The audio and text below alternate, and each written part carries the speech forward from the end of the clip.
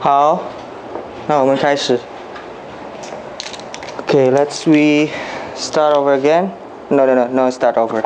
We just continue what we were stopped at. So we already finished with the category of words in Arabic. Now we move into the new things. We would like to talk more about ism. So from those three items, the category of words in Arabic, the most difficult part to learn with is ism. So we are going to start with the most difficult part, and then we come with the rest of it. So again, here we go. We have ism.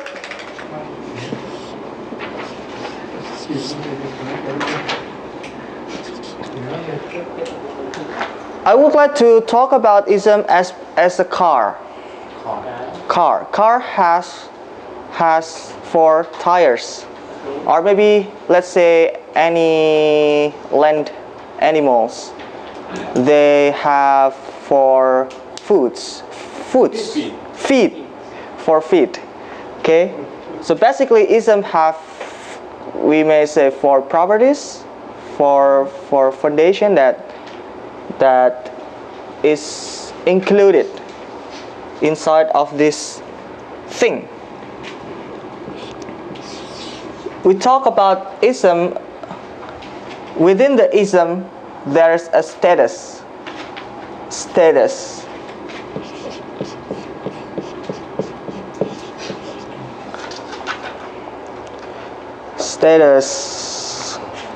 Did I write in here?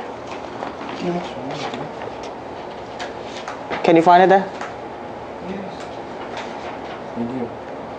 Okay, that's okay.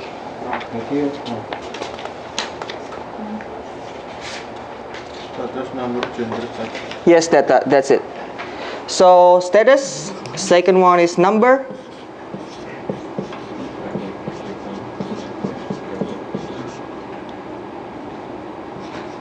And then third one is gender.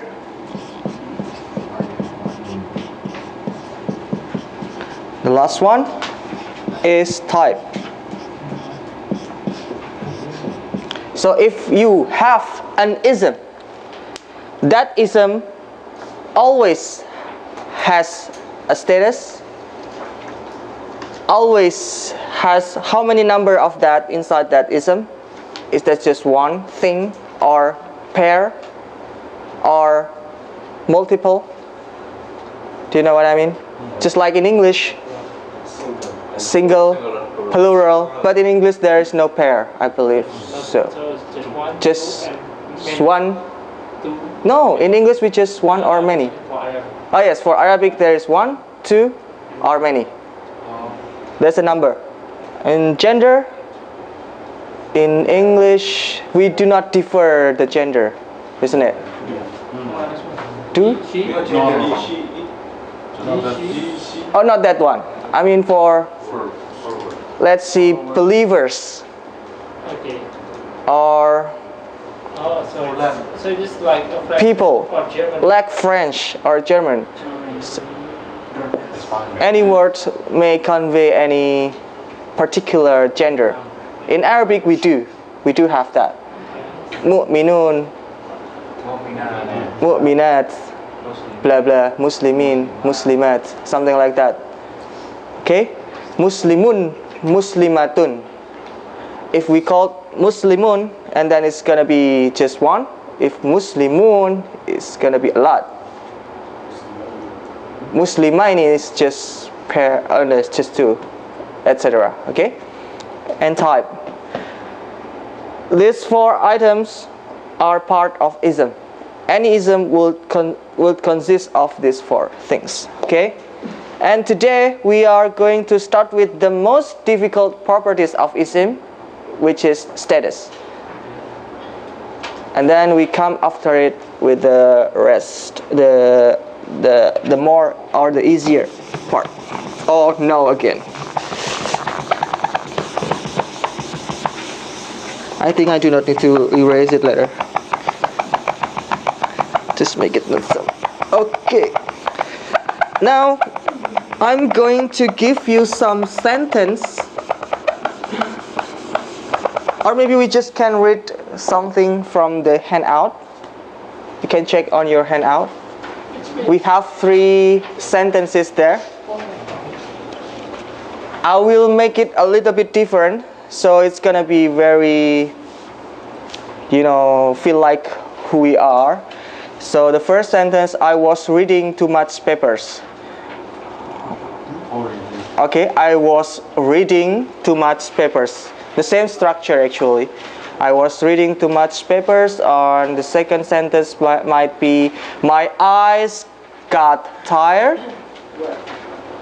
You cannot find it there.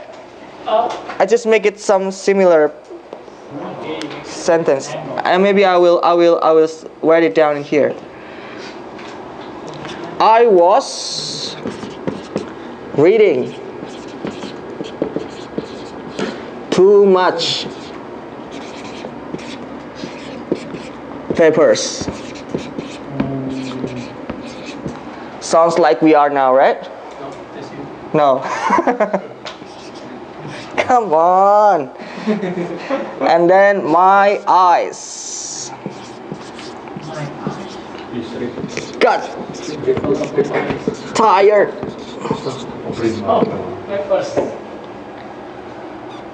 3. My professor gave me an advice.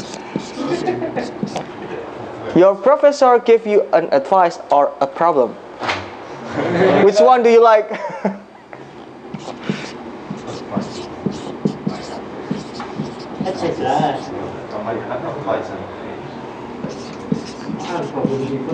There is a typo there. You can correct that. Give. It should be give, not came. The first page. Oh, okay.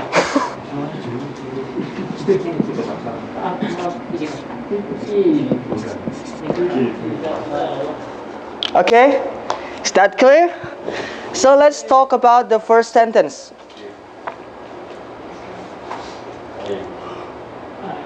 Tiện là cả chú là.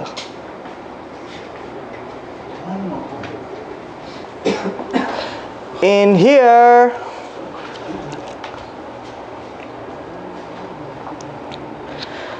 let me ask you, if I said I was reading too much papers, who is the main actor in here? I. Okay, good. In the second sentence, who is the main actor? The eyes. The eyes, okay, my eyes. How is about the third one? Lão Pan. The professor. Good, good. So, if we talk about the doer status, doer, doer, do, Yes, in Indonesian we call it pelaku. In here, so who is the doer?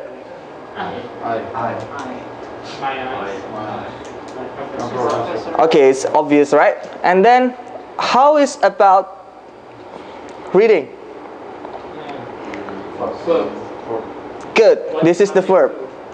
Okay, this is the verb. And then, what is the second one? How is about the second one? What is got?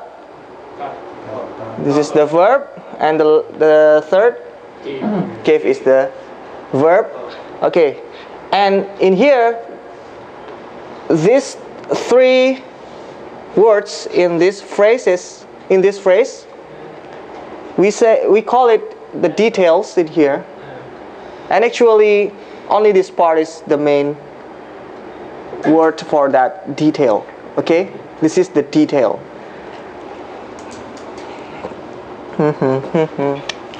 Detail. In here, which one is the detail? Tired. In here, me and an advice. These two separate items, okay? Me and advice. So basically, doer is come from the question who did the VL. Who was reading? I. Who did get tired? My eyes. Or not who? What? In here, who did give me an advice? Professor. Good. So that's the doer. And the detail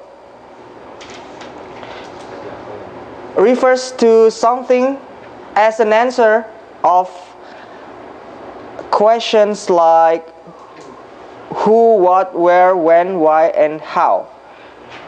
And it's not the main actor on in that sentence. For example, in here, what was I reading? Papers. What did it is not what. Yes, what did I get? Tired. Huh? No, the second sentence. And the last sentence, who did professor give an advice? Whom? Me. And then how to make a question for an advice?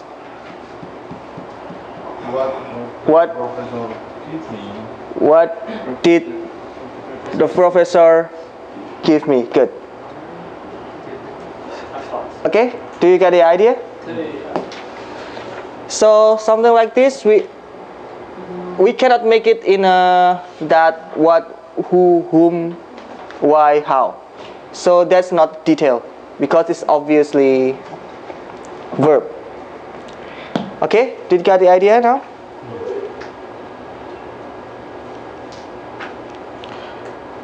Now the third status, we call it after of.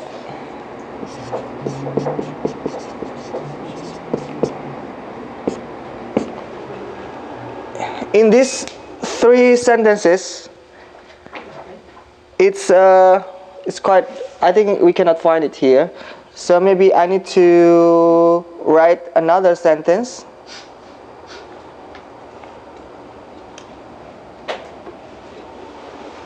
Let's see the fourth sentence.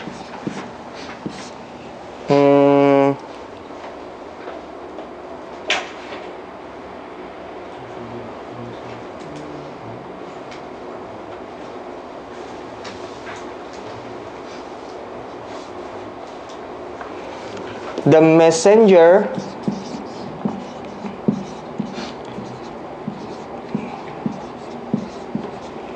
of Allah taught us. I'm asking you right now, who did teach us? The messenger of Allah. If I ask you to just take out one word from your answer, so what is your answer gonna be? Messenger. Good. So it's not Allah, right? The messenger. Good. So and then whom did teach? Whom did the messenger of Allah teach? Us. So what is the doer in here? The messenger of Allah. If I ask you again, just take out one word. Messenger. What is the detail inside this sentence? The detail. The messenger of Allah. The detail. Thinking about the question of who, what, how, why. Yes. whom, who, what, why, how. Can you make a question with this? Yeah. What is the question? Did it? Make a question, that is, then the answer is Allah. You said Allah. Whose messenger taught you? Whose messenger taught you? Whose messenger? That is actually the question for after of. Whose? Got the idea? For detail, as I said recently, we can use what, why, whom, who, how. I didn't say whose, because in particular, whose is just for after of. Got the idea? So in here, this is not detail, this is after of. The status of Allah is, the status of the word Allah in here is after of. And is there any detail in this sentence? Us. How do you make a question so then the answer is us? Whom? Whom did the messenger of Allah teach? Okay, good. So you got the idea. I will take another sentence.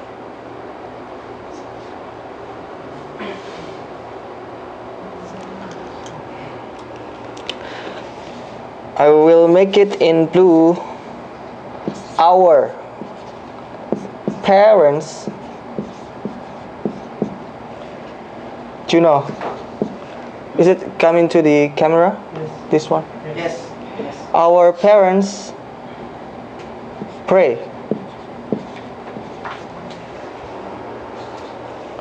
for our success.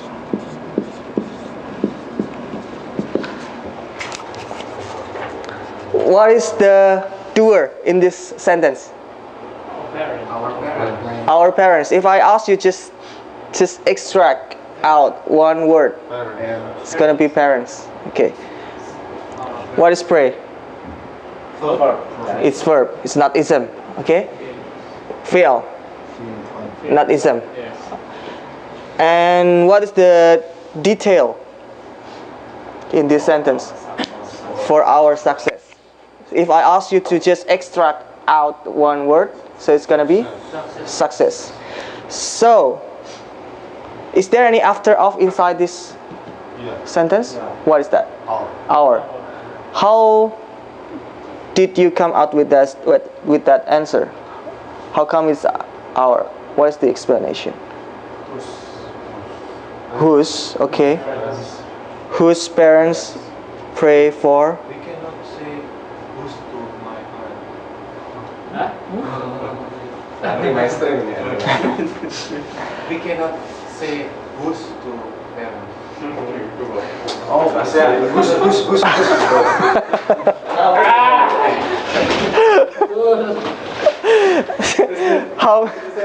How many after of in this sentence actually? Just one? For our success. There are 2 hours, isn't it? Yeah. So if we take a look back in the 4th sentence, we got there is something off before the word of after of. It's called after of because it's really obviously after of. Can we make this particular phrase into after of form? How do you spell it? You said that we can make it in after of forms. In English, is there any other way to express these phrases? This phrase? Parents of ours.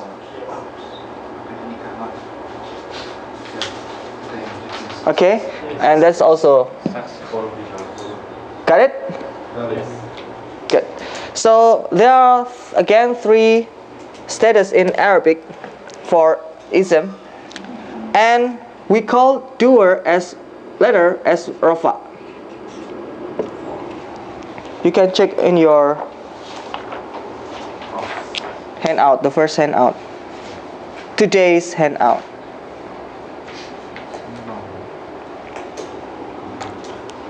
Rafa. And detail letter, we call it nasb. Nasb.